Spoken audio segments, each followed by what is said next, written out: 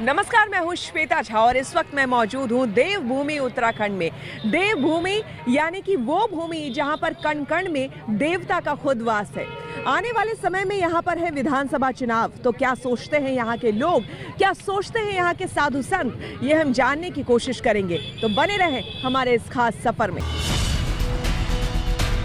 चुनाव की दहलीज पर खड़ा है उत्तराखंड।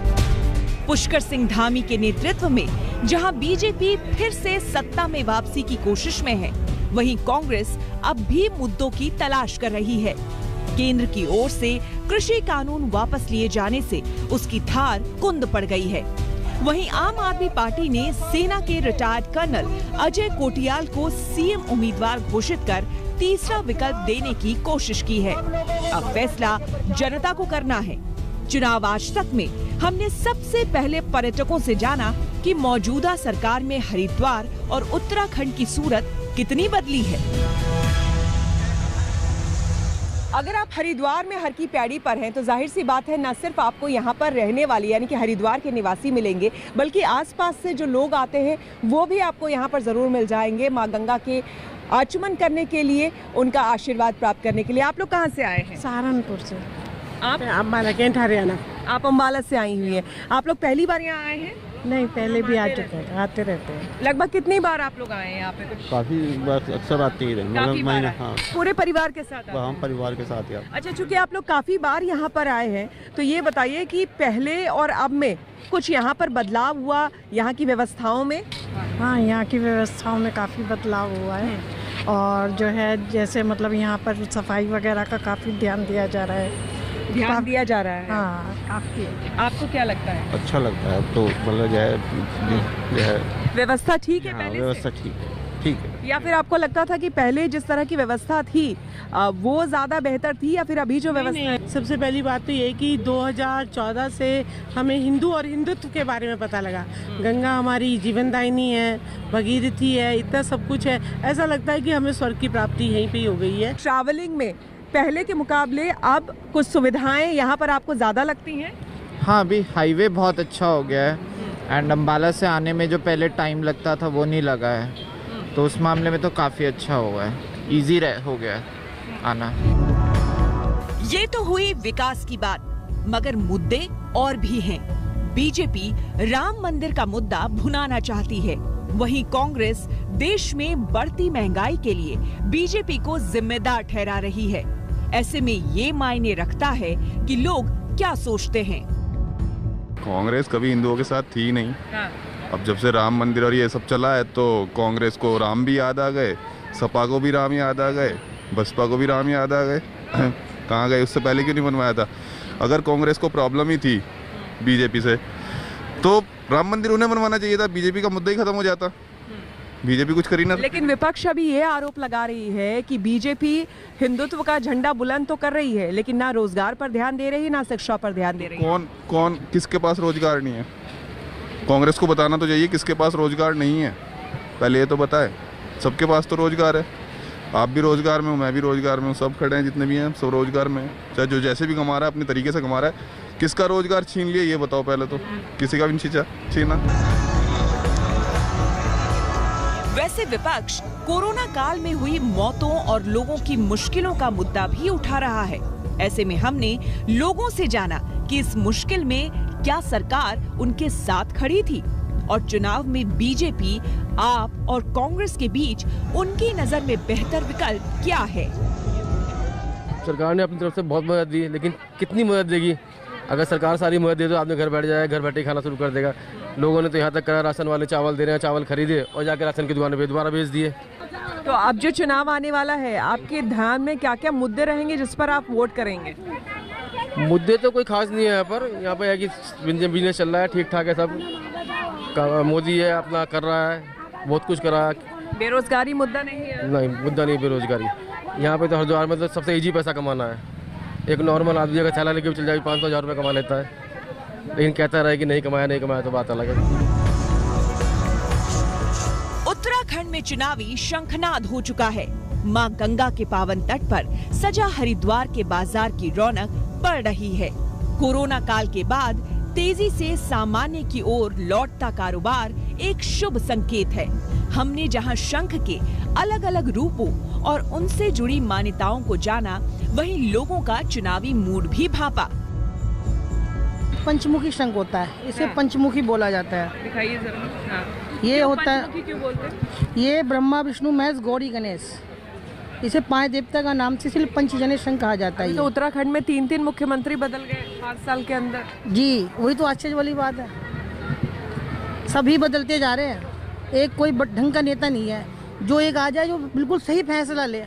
चलिए, हम यही चाहेंगे, हम भी यही चाहेंगे कि शुभारंभ हो, और ये शुभारंभ जब होता है तो सनातन धर्म में हम तो यही मानते हैं कि इसकी शुरुआत शंख से होती है। तो जरा शंख बजा के सुनाइए हमें। बिल्कुल।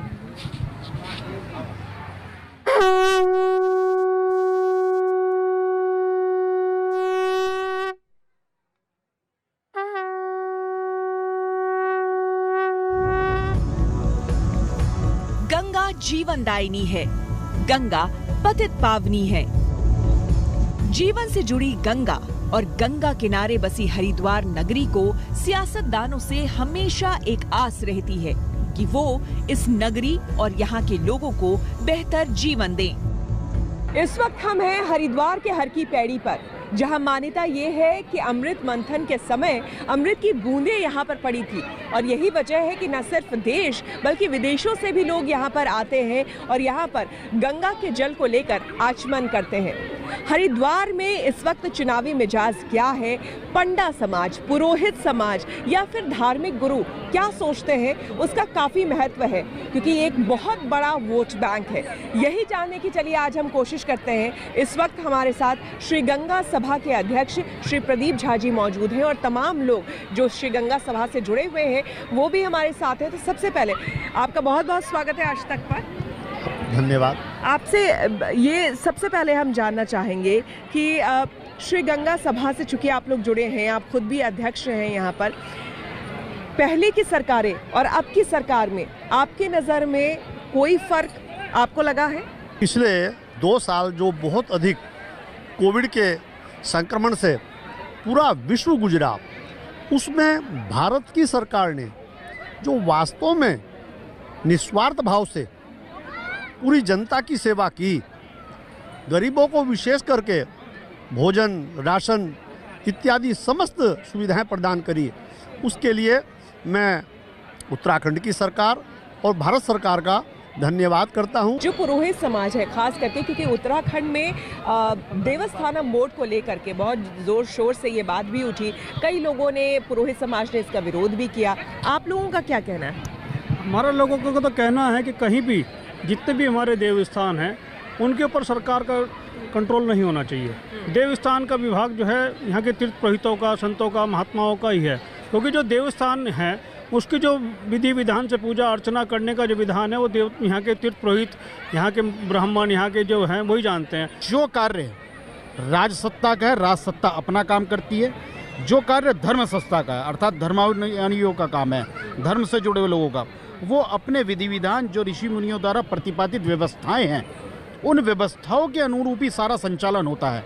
उसमें अगर राज सत्ता का हस्तक्षेप होगा, जिन लोगों को जो हमारी जो व्यवस्थाएं हैं उन व्यवस्थाओं में अतिक्रमण करना जिसे कहा जा सकता है, ये सीधे सीधे अगर राज सत्ताएं इनमें हस्तक्षेप करती हैं, अपने हिसाब से, अपने तरीके से उनका संचालन करना चाहती है, तो कहीं ना कहीं ये धर्म क्षेत्र में अतिक्रमण है। आपको भी ऐसा लगता है कि ये अतिक्रमण है, देवस्थानम बोर्ड के अंतर्गत अगर आता है तो? ज़्यादा ही अतिक्रमण है। इसके लिए मैं 2 प्रश्न आपके सामने प्रस्तुत करूंगा। मान लिया कोई ऐसा बोर्ड बन जाता है, वो तो राजनीतिक है, उसमें कोई क्षमा के साथ किसी मैं वो नहीं कहा, लेकिन अन्य धर्म का भी कोई उसका डीएम बन सकता है, अन्य धर्म का भी कोई एसएसपी बन सकता है, और उनका सीधा सीधा हस्तक्षेप, उनको धार्मिक संस्कृति का ज्ञान नहीं है और उनका हस्तक्षेप होगा। दक्षिण भारत में लोग केवल दर्शन करने के लिए जाते हैं, उत्तरी भारत में लोग तर्पण और पिंडदान करने के लिए आते हैं। वो तर्पण और पिंडदान निश्चित रूप से उनके कुल पुरोहित ही करा सकते हैं। आपको बता दें कि देवस्थानम बोर्ड को लेकर ये पूरा विवाद क्या है। दरअसल त्रिवेंद्र रावत के नेतृत्व वाली सरकार ने उत्तराखंड चारधाम देवस्थानम प्रबंधन अधिनियम 2019 के तहत एक भारी भरकम बोर्ड का गठन किया था। इसके तहत उसने 4 धामों के अलावा 51 मंदिरों का प्रबंधन अपने हाथों में ले लिया। सरकार का तर्क था कि यात्रियों की बढ़ती संख्या के मद्देनजर सरकार का नियंत्रण जरूरी है। तीर्थ पुरोहितों ने इसे अपने अधिकारों का अतिक्रमण बताया और सरकार के खिलाफ आंदोलन पर उतर आए। आखिरकार धामी सरकार पुरोहितों की मांग के आगे झुक गई और उसने बोर्ड को भंग करने का फैसला किया और विधानसभा में इसके लिए विधेयक लाने को मंजूरी दे दी। सरकार के इस कदम का पुरोहितों ने स्वागत किया है। वहीं साधु संतों की इस पर क्या राय है, ये जानने के लिए हमने निरंजनी अखाड़ा के आचार्य महामंडलेश्वर कैलाशानंद गिरी जी के अलावा कुछ और साधु संतों से बात की। तो सबसे पहले आचार्य जी आपसे जानना चाहेंगे, एक तो बड़ी खबर ये सामने आई कि देवस्थानम बोर्ड को लेकर के जो चर्चा चल रही थी और एक संत समाज में खास करके यहाँ उत्तर भारत में इसको लेकर के विरोध था, वो खत्म हुआ। इसको लेकर पहला रिएक्शन। देवस्थानम बोर्ड को लेकर के उत्तराखंड के जितने पुरोहित समाज हैं, 4 धाम और पहाड़ से और उत्तराखंड से जितने संबंधित जितने धार्मिक लोग हैं, वो सब बहुत हताहत थे। मुझे लगता है उत्तराखंड के लिए ही नहीं अपितु भारतीय परंपराओं के लिए एक ऐतिहासिक कार्य हुआ है और देवस्थानम बोर्ड भंग होने के कारण आज भारत के साधु संत, भारत के सन्यासी, विशेषकर हरिद्वार के जो सन्यासी हैं, हरिद्वार के जो साधु संत हैं, हरिद्वार के जो पंडा हैं, उत्तराखंड के जो ब्राह्मण समाज हैं, उत्तराखंड के जो तीर्थ पुरोहित हैं, उत्तराखंड के जो 4 धाम के जो व्यावसायिक लोग हैं, जिनका अलग अलग व्यवसाय रहा, कोई खच्चर से संबंधित है, कोई घोड़े से खच्चर संबंधित है, कोई पालकी से संबंधित है, और जिस प्रकार के जो लोग अपनी व्यवसाय करते थे, आज वो सब अत्यंत प्रसन्न हैं। और इसके लिए मैं उत्तराखंड के यशस्वी मुख्यमंत्री जी, मेरे अत्यंत प्रिय आदरणीय पुष्कर सिंह धामी जी को और उनके सरकार को मैं बहुत बहुत बधाई देता हूँ। तो संत समाज जो है हरिद्वार का और खास करके उत्तर भारत का एक तरीके से हम पूरा कहें, और चूंकि आने वाले समय में उत्तराखंड के चुनाव है, ऐसे में इनका यही कहना है कि इनको पूरी तरह से, यानी कि जो संत समाज है, जो मठ हैं, जो अखाड़े हैं, उनको पूरी तरह से स्वतंत्र रखना चाहिए सरकार को। और सबसे बड़ी समस्या के तौर पर अभी इनके सामने है जो सवाल खड़ा है, वो है इनकी सुरक्षा को लेकर, क्योंकि आए दिन जिस तरह की घटनाएं घट रही हैं उसको लेकर यहाँ का संत समाज चिंतित है और इस बारे में सरकार को सोचना चाहिए, ये इनका कहना है। कैमरामैन सचिन के साथ